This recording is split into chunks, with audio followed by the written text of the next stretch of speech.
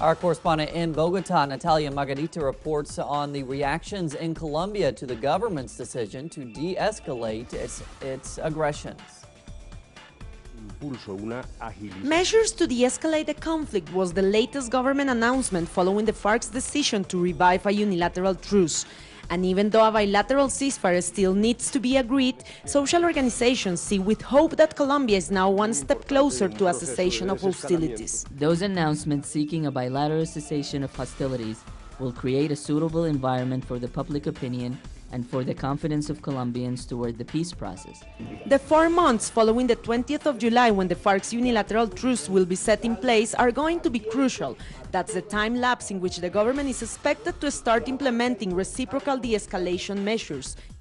The civil society is going to put pressure through street mobilizations, public deliberation, statements, initiatives, so the next 4 months do not pass without a bilateral ceasefire.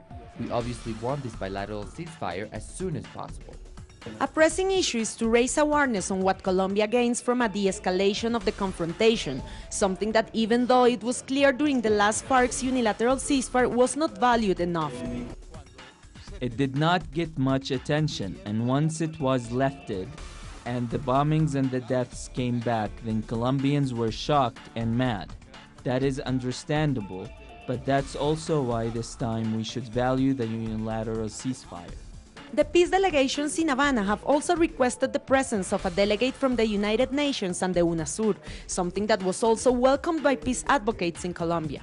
The president of UNASUR, who is Uruguayan, as well as the Secretary General Ernesto Samper, know in depth the Colombian conflict, and they really can, without any personal interests, contribute in a credible, reliable, and fundamental way to the peace process. Social organizations have announced that the National Encounter for Peace on the 22nd and the 23rd of July, as they believe that social mobilization is going to be crucial in the upcoming weeks and months. Natalia Margarita, teleSUR, Bogota, Colombia.